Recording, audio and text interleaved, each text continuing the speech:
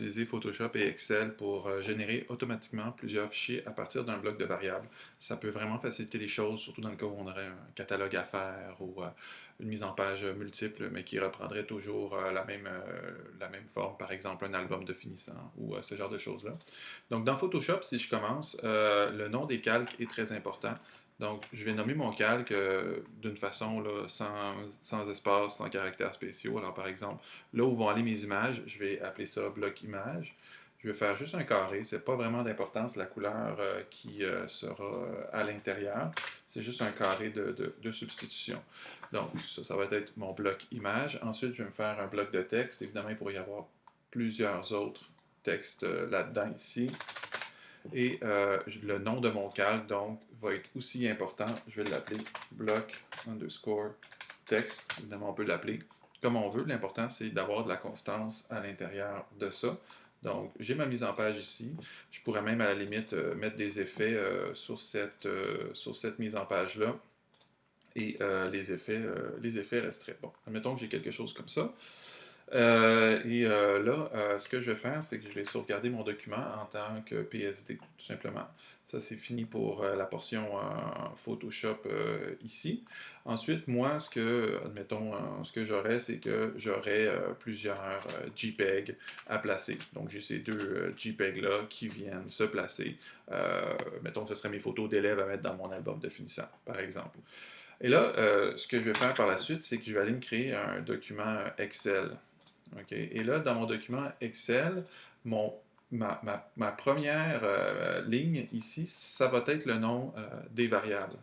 Donc, par exemple, pour les variables de bloc texte, je dois vraiment appeler ça de la même manière que ce que j'ai nommé mon texte, mon calque de texte, là où il y aura le texte. Donc, bloc texte pour le texte, bloc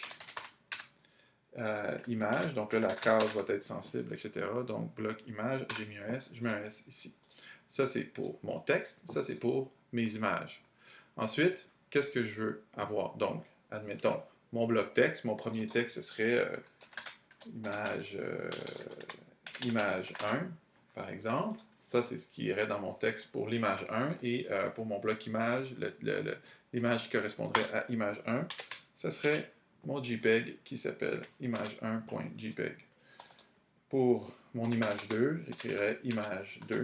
Mettons, on écrirait Thierry Tremblay, puis là, on aurait l'image de Thierry. On écrirait Valérie sans sous-pitre, puis on aurait l'image de Valérie sans sous-pitre ici.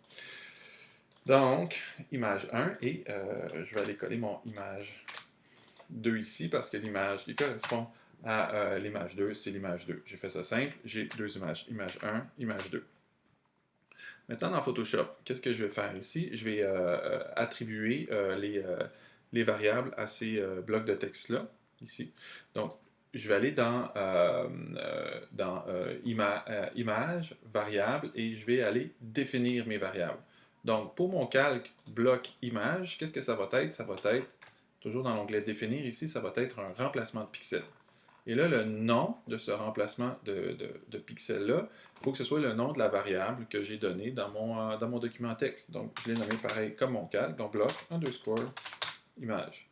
Pour mon bloc de texte maintenant, donc je vais aller dans bloc de texte, ça va être un remplacement de texte, et je vais le nommer de la même manière dont je l'ai nommé dans Excel, donc bloc underscore texte. Maintenant, c'est pas fini. Il faut que j'exporte mes variables dans un format que Photoshop peut comprendre. Donc, dans Excel, c'est pas très compliqué. On s'en va dans Fichier et on va aller enregistrer, premièrement, puis on va aller enregistrer sous. Et là, il faut choisir un format que Photoshop est capable de gérer. Ça, c'est pas le format XLS, c'est le format texte séparateur tabulation. Texte séparateur tabulation, c'est un format que Photoshop va être capable de gérer. Le nom, c'est pas vraiment important, juste de s'en rappeler. Donc, ça, c'est un format que Photoshop va être capable d'importer. Alors là, dans Photoshop, maintenant, je vais aller dire à Photoshop, voici, tu as un texte, tu as un fichier qui contient toutes tes variables. Je vais aller dans Ensemble de données. Et là, je vais aller importer mon fichier que je viens de sauvegarder, .txt. J'ouvre ça, je fais OK. Donc, voici. Maintenant, c'est fait. Photoshop a attribué pour mon bloc image la variable bloc image ici, pour mon bloc texte, la variable bloc texte.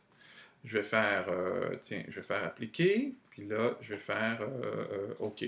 Donc déjà, on voit qu'il a remplacé devant moi l'image par mon image 1 et le texte par mon image 1. Bon, ça, c'est déjà fait pour la première image. Je vais prendre la première variable par défaut. Maintenant, admettons que j'aurais 350 images. Je voudrais toutes les exporter. Donc, ça va passer par fichier, exportation. Et là, je vais passer par ensemble de données sous forme de fichier. Datasets to file en anglais. Donc, file export datasets to file ou en français, fichier exporté, ensemble de données sous forme de fichier. Je sélectionne le dossier où est-ce que je veux que ça soit enregistré. Tiens, je vais l'enregistrer dans variable ici. Je peux donner toutes sortes d'incrémentation à ça. Je vais juste laisser ça comme ça par défaut. Ça me va ici. L'extension, bon, j'ai pas beaucoup de choix, mais je vais choisir PSD. Et lorsque je fais OK, ce que je vais remarquer, c'est que dans Photoshop, il y a un petit travail qui s'est fait. Et qu'est-ce qu'on voit? Pouf! Il a généré mon image 1 avec mon image 1 et mon image 2 avec mon image 2. Alors, sinon, on aurait eu 350 photos avec 350 noms correspondants. Il y aurait eu ces 350 photos avec ces 350 noms correspondants qui auraient été exportés avec les effets qu'on aurait pu donner au calque. Vraiment quelque chose de super utile lorsqu'on gère des données complexes.